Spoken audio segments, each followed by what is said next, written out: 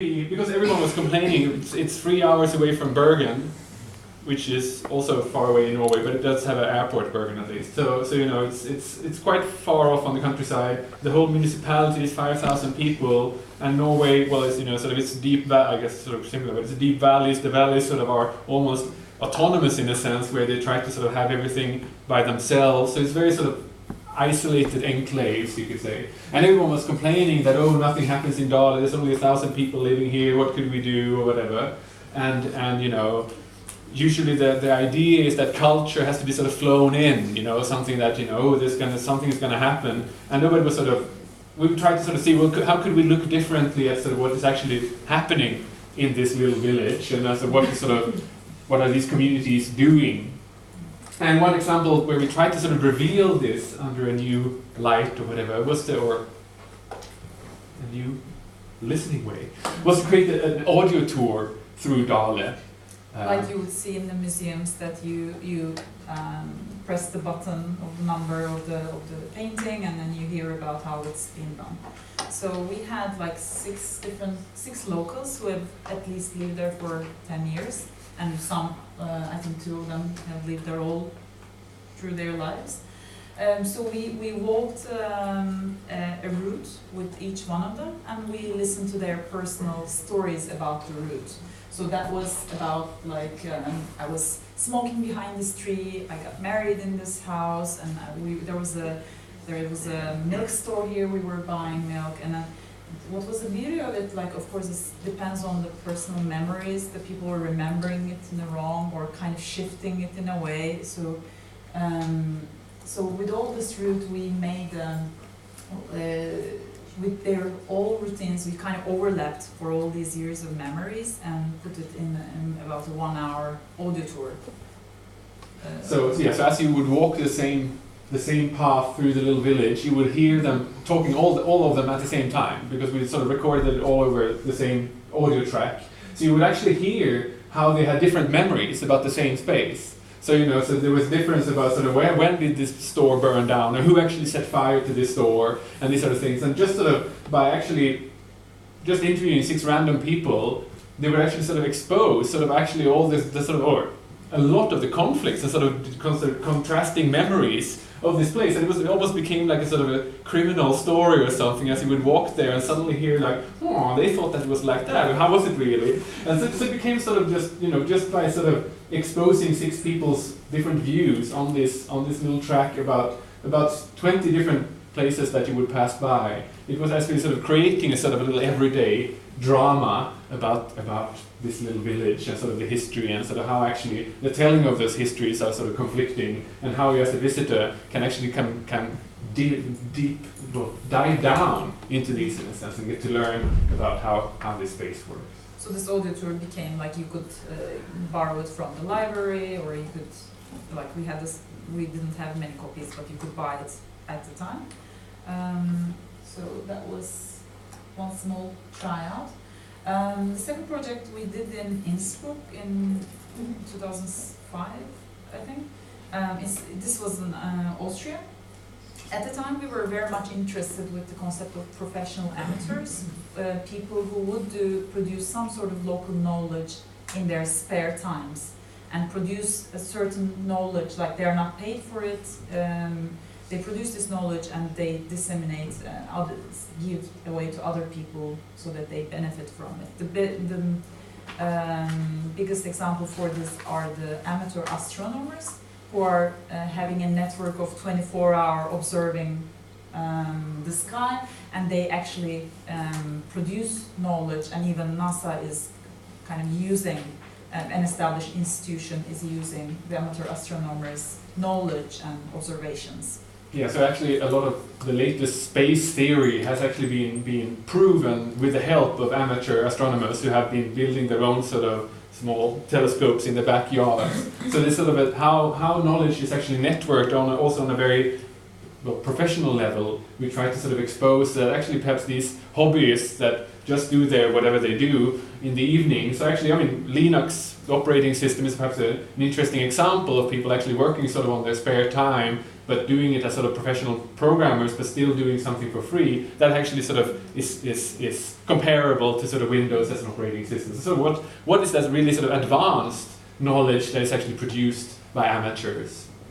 And how are they organized? Because they're not usually sort of organized in professional companies and so on. You cannot find them in the yellow pages, or you cannot reach them in traditional ways that you would reach a company and you would work with them. So when we came to this small town, which was also in a valley, and like whomever we talked said that nothing happens here. But of course it's much bigger. It's 100,000 people in Innsbruck. So yeah, I mean compared to the other. So we said like, okay, how are we going to reveal if there are any local knowledge producers, these professional amateurs in this town? So there should be these actors who would be producing this knowledge, locally produced knowledge. So we gave them, these are small-scale culture producers, and we thought that there would be 3 different types, or we came to this categorization by making over more than 50 random interviews. So we mentioned about our ideas on professional amateurs to people, and they pointed out to different groups and people that we should interview. Then this spanned from punk bands to Linux programmers, people working for the third world countries, for producing pirate radio programs. So it was a wide range of people, house squatters. So we tried to kind of meet with a wide range of people. So after making all those meetings, most of them, we came up with this categorization, then archetypes, hubs, and channels. What we call archetypes, I think maybe we broke down that one as well, are agricultural workers. So these are people or groups who are producing the knowledge, working in their spare time to produce that knowledge. Yeah, like the model train makers, which is also a huge hobby in Austria. So there was a lot of these sort of different communities which would be making hobby trains. So it was also people who would sort of build model airplanes and develop these model airplanes and go to fairs, and it was like so much sort of innovation happening on these sort of hobbies. But like model plane makers, for example, they were trying to make the plane that is fast and plane looking like, but still in the border of not counted as a real plane. Or another group was trying to make the best wooden plane, which would still fly, and so on. And they were developing some knowledge. They had their own network of magazines, and some were very protective about what they do. They had their own, practicing time and areas, and they were saying like, this other group, they're spying on us, and they're trying to, steal our inventions and so on. And sorry. And then the second group, or places we were trying to look with, was sort of hubs. Where would this happen? What were these spaces? How could we organize? Sort of, where would you find this type of knowledge being produced? And it was everything from Innsbruck has built itself one of the at least Europe's most dramatic downhill bicycling thing. I don't know exactly. Track. Yes, there's a sort of a huge extreme sport of going downhill very fast from the mountains with a bike.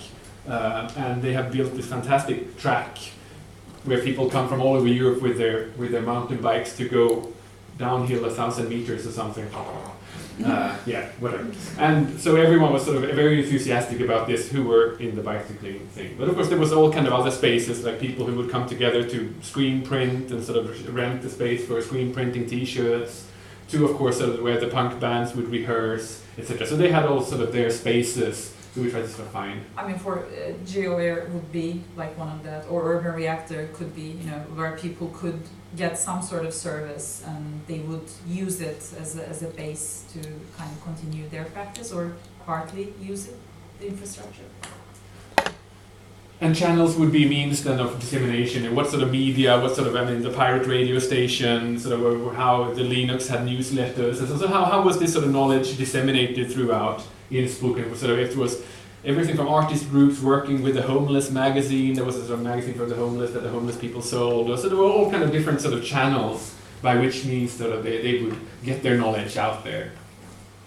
So it's sort of, this is how we structured it in a sense. So we sort of tried to look at sort of different archetypes, who were sort of really inventors, who were more sort of the cultural composers, who were more sort of tinkerers, who were more sort of, we're sort of, house squatters and sort of radicals. And sort of, they were usually in different groups, sort of, or in different settings, but sort of they had all their sort of their agenda. And the hubs were then sort of having different functions, some were sort of more like exhibiting works, more like performative spaces, more were really production spaces. Others were more like, where anything could happen.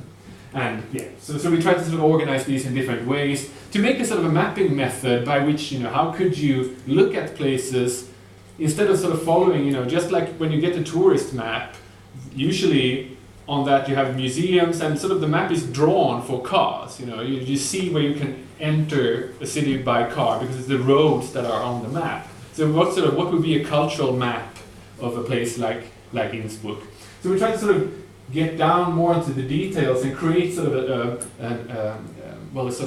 a page for each of these intelligences or these subgroups. So for example, what would these practical idealists that we sort of create sort of awareness about sort of third world issues or Green Party politics, or trying to sort of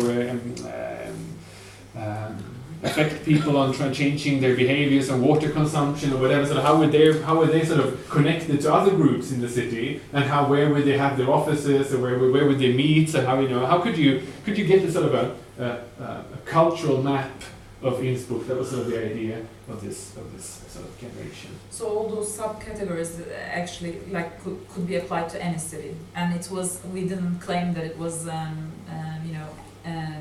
finished product, because it was an ongoing thing, and we both couldn't speak German, and it was really hard to find people who are willing to speak about these issues and who can speak English.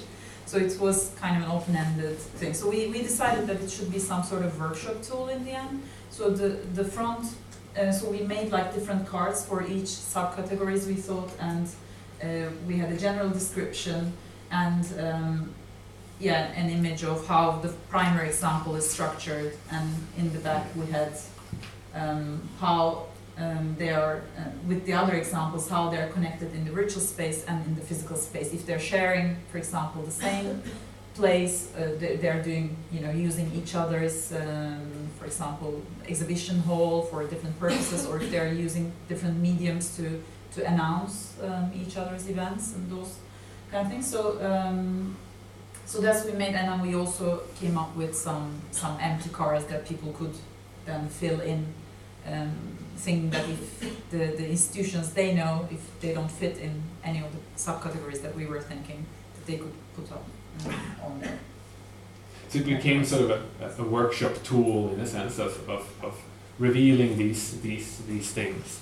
But then again, sort of that project ended up being just sort of a mapping project, because the idea was that how could we sort of put emphasis or sort of put our what sort of goggles could you put to see these levels in a town? I should also say, for every project we did, we made a small publication, a booklet which can be downloaded from our website. We didn't have many copies with us, so we had only for the Innsbruck project. You can see one booklet from here, but otherwise you can download it. Yeah, it's all on the webpage. You can download it. So Epicenter Periphery was another project sort of that followed up on this, where we came back to Dale, woo, and to the beautiful fjord. But we tried to sort of say, okay, now we're back here with 1,000 people. It's much easier to sort of try to deal with this scale. So sort of so if we now sort of look back at this, could we create scenarios then from this sort of local knowledge production? So could we actually look at what's going on in Dale and try to sort of look at what could be ways to amplify these local energies and this local interest in this little village of 1,000 people? So we tried to sort of see, what. So we were at the time interested in the system ecologist Howard T. Odom's ideas about the mapping all the systems as like an electric circuit. So where his ideas were then used for how a city operates when you get in some. For example, where you get how the rural and urban areas are kind of interconnected, when rural feeds the urban, and what is the waste then. So what are the resources that are required for getting this system, to keep it going? Yes, I tried to sort of have a little systems ecology view on how actually creativity would work in a small village. It was very ambitious, but it almost worked out. So we tried to sort of map out sort of what are all these places. What is where are people activated? What are the interests in this little village? What are the kids doing in the evenings? Well, what would they like to do? What is already happening? And how is that connected to sort of already existing sort of cultural services, in the sense the music school or the evening program at the school, or there's a little theater group, and there's a petrol station and a little sort of shop and whatever. So sort of how are these coming together? And of course there's a little library, but in a small village with 1,000 people, the library was, of course, it's very hard to run a library in such a small setting. First of all, you pay sort of rent for a space that hosts these books, which is not too much books. It's as big as this room, perhaps, in Dale. And what happens then is that there comes a new criminal book or something, or some popular blockbuster book, and then everybody queues up for it, or at least you have 20 people in queue for this book because they only have one copy, and then sort of you stand in queue for a year for this book or more, to sort of be able to read this book, which means that people actually most often go and buy the book instead. So the library was mainly working as a sort of, a school library or some little sort of working space for the kids. But sort of it was hard. It's hard to sort of run a sort of a service. They had the same problem of, they've been trying to sort of have a restaurant in this little village, but why, is there enough people to actually sort of run a restaurant when there's so few people who would possibly come in the evening? And could you actually have a cook and a chef and a waiter being paid for waiting for customers to come, So sort of how would that work? And we just took the library as an example of sort of, how could we rethink how the library would work in a small village like this? And we went on a little field trip and ended up in Fjälland, which is sort of a village a few valleys away, which is one of the book villages of the world. Or book villages, There's book villages in the world, and it's also started in Wales, where there's a book village. And they have just sort of made themselves famous in the world by being a book village. So people come there, and the whole village is basically full of books. And Fjälland is one of the northerns of the Scandinavian book village. So you would come there, and everywhere there's books. Everywhere, whatever, every little shed, every little thing, whatever, they have filled up with books. And people come there to leave books, and there's sort of small sort of second-hand bookstores everywhere. And sort of you would have, like this small, the small bookshelves outside and also on the streets, and there's a little, and every space is full of books, and there would be a little sort of bookshelf, and sort of a little post box next to it where you would just put the money. So it says, the little sticker on the book how much money it is, and you put it in a little box, and you just, there's almost nobody sort of manning or sort of serving these places, so you just walk around there and there's books. And it felt like, wow, this is an interesting example of, what you actually could be doing in a very small, this is also a village with 1,000 people, but it's sort of having a lot of tourists coming just to see these. And we also have like free books as well. It's not only about selling.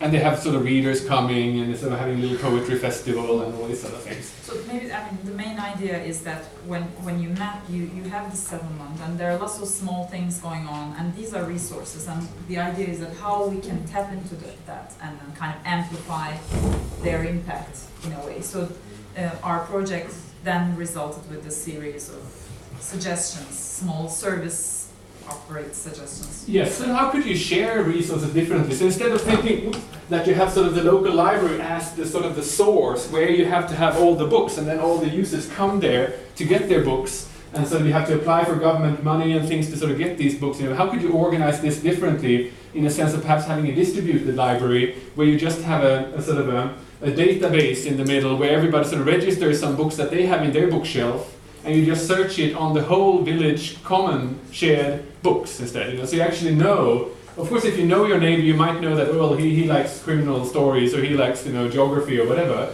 but if you actually can search through every book that people have or that they feel they want to share, then suddenly you have a huge resource of local books, and even in a village with only 1,000 people. Of course, this sort of happens informally, but if you sort of organize it as a sort of a database system, of course you can actually use all the potential resources that people have in their bookshelves and create a much more sort of a stronger culture, even in a small town or a village like Dale.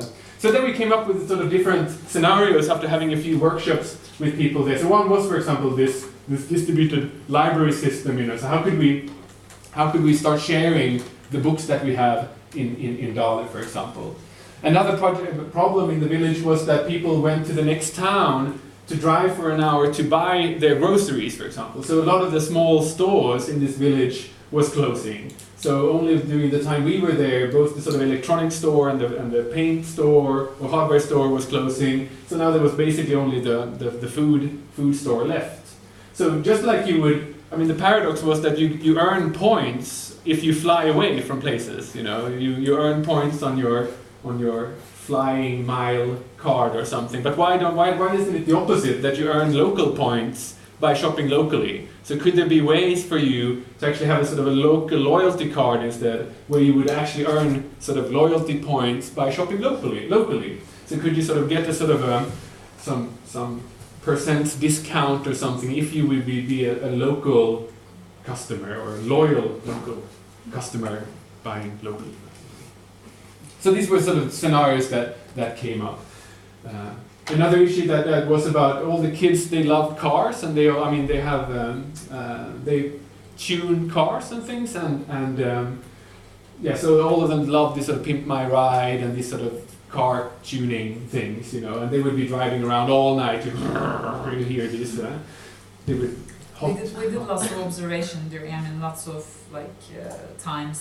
time-lapse photography and different source of mapping, so that we had seen the main square of Dale, that we had a time when the kids were just circling around, going around town and just circling around to kind of showing off with the car. So that's how we got into the low right.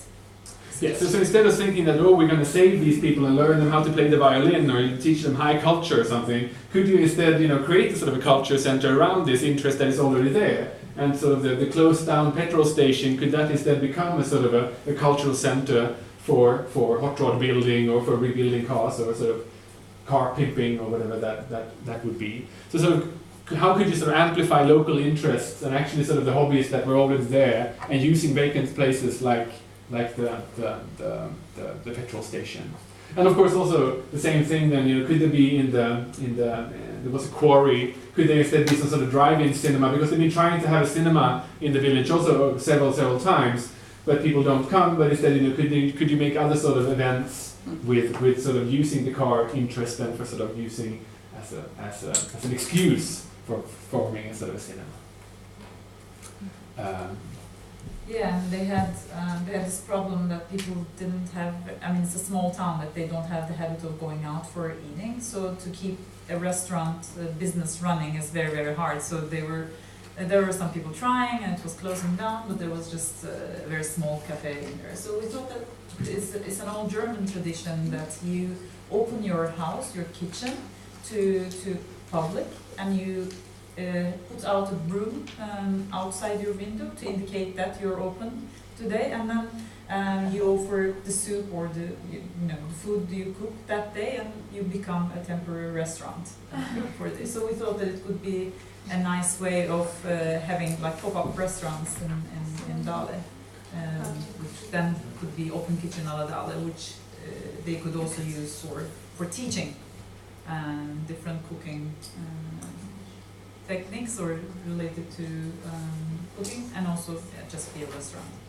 Yeah, so it could be everything for sort of having a sort of restaurant festival week or something where you would put out the brooms or whatever, but sort of, could you sort of recreate the idea of this sort of book village in a sense, but from other services, so like creating sort of a festival with sort of open cooking or whatever, so could that become sort of a local tradition instead, just like in Schwaben in Germany, where they do these sort of things.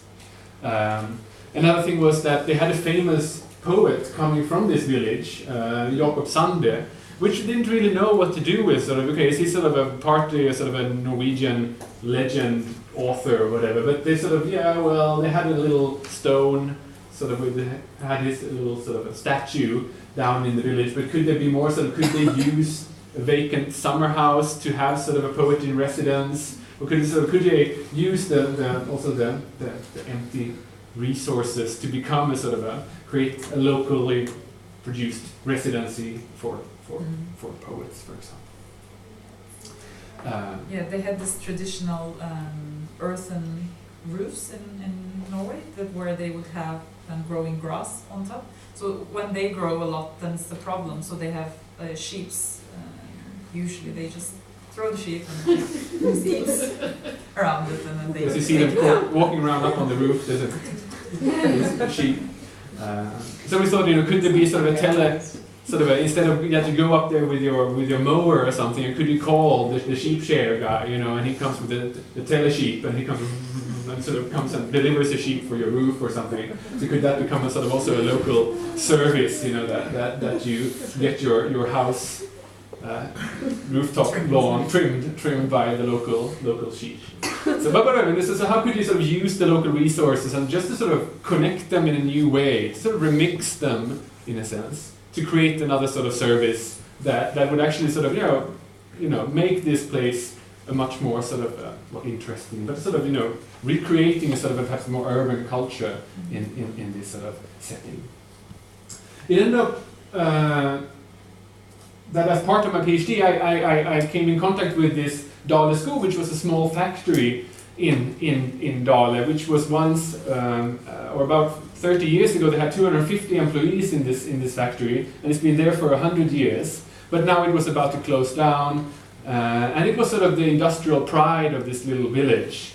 So yes, it had 250 employees, and it was sort of one of the biggest shoe producers of Norway. But now sort of it has, they only do folk dance shoes and some sealskin boots or something, but not very sort of popular. And they're too poor to innovate, too poor to sort of change their last and sort of remodel or hire designers or something like that. But still they had a huge sort of factory space, and there were still sort of 15 people working at this factory, or 10 people.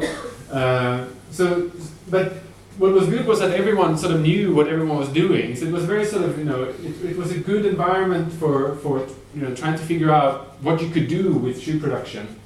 And from my perspective, it was interesting also in the sense that usually, from fashion design, we see production as a sort of a black box in a sense. It's like the printer. You render your ideas and you press print, and out comes sort of what you want to do.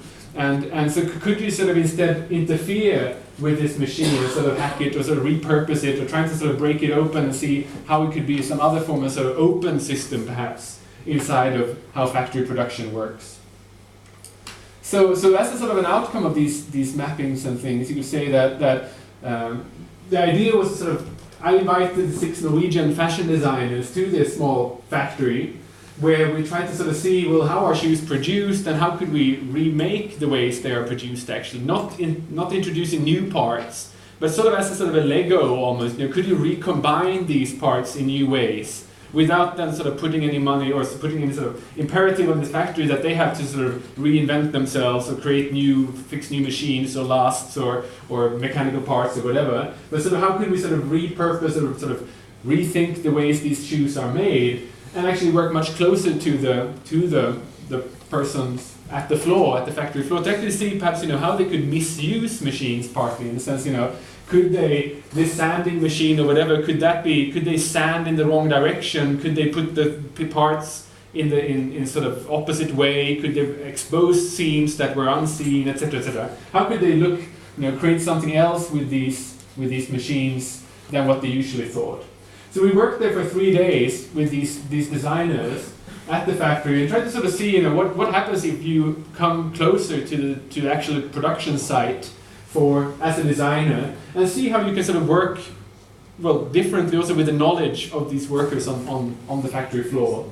So everything from sort of how are these machines produced, or sort of what do they do, but sort of how do you work, how is the workflow going through a factory like this? So trying to sort of shuffle that and sort of, as a designer, then look differently at this and try to sort of, well, also from the discussions of social practice here, in the sense of, how do you see the production site as a sort of a social sculpture which you can remodel? You can open this black box and you can see, you can actually help people curate work differently as sort of production work at the factory. And it was everything from, using the existing, these black shoes that we're using, to try to see, what other materials could there be, how could we make a canvas shoe on this, what other sort of lining, what other fabrics could we use, and pieces of leather, how could we expose other seams and introduce other sort of elements. So one of the designers, Siv Sturldal, she introduced random sort of punches patterns on the heel of her shoes to sort of see, make every shoe unique, but with a sort of it didn't take too much extra work for the workers to actually introduce this design on the shoes that in the end looked something like this. And Siv Sturldal, so this project went on for 3 days, and in the beginning everyone was very sort of skeptical. First of all, of course, I can backtrack a little. I was sort of, I was the Swede that came, the artist to this Norwegian village, and I was like, what does the Swede want? They were a little skeptical.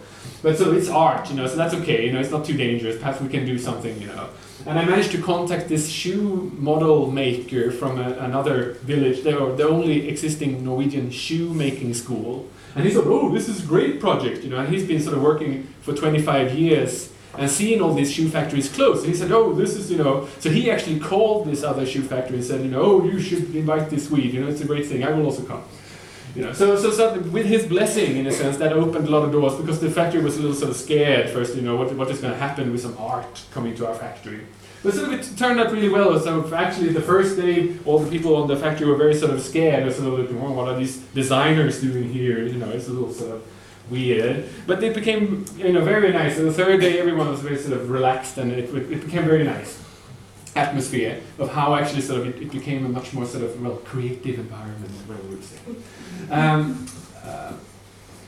So this was the first collection of shoes that Siv Sturldal did, because she got really attached to this factory and has made 5 or 6 collections together with them afterwards. And she of course has her own brand and things, but what she does is that she of course still has the sort of the Dale School brand, and she gets the shoes produced at this factory and gets them in these boxes, but she just turns them inside out and puts her brand on the outside, but it still has the Dale School on the inside. And she sort of tries to sort of find a way to market Dale School. And of course it's important for her as a sort of a Norwegian designer it adds to her brand to have locally or Norwegian produced shoes. But sort of it became a sort of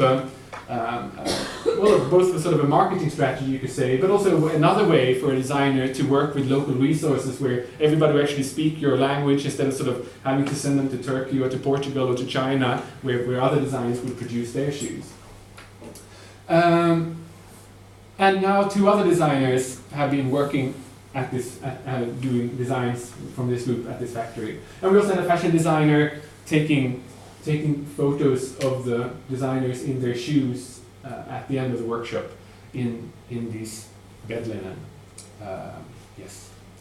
And later they came in wallpaper and a lot of other fashion magazines. Siv Sturldal's shoes were shown in Paris and in Tokyo and in London at the fashion weeks. And if you know the designer Peter Saville, who did all the Joy Division record covers and New Order record covers and things, he loves these shoes, so he always buys the new collection from Siv Sturldal's Dale shoe. Whatever. But how did this project come about? So it actually turned out quite well. This little factory has a little prototyping lab now. They have interns from Milan and from Sweden, from different schools, and they have a little sort of almost a shoe incubator there. And I managed to sort of get a little funding, or very little funding, from 5 different sort of foundations for this. First of all, I got the sort of the place to stay from the Artist Center, which is this the Kunstnercenter also, which is sort of the artist in residency. I got a little travel grant from the IASPIS, the Swedish Culture Foundation, and then the Norwegian Arts Council was paying the trips for the designers, and the local Innovation Norway and the Fjord Næringsutvikling, which is sort of local development, business development funds From were paying municipality. the municipality and the region. They were paying the hours of the factory. So totally, including all the trips and including all the salaries to the photographer and the shoemaker and so on, the budget was less than $10,000. So it was still a very very confined, small project from.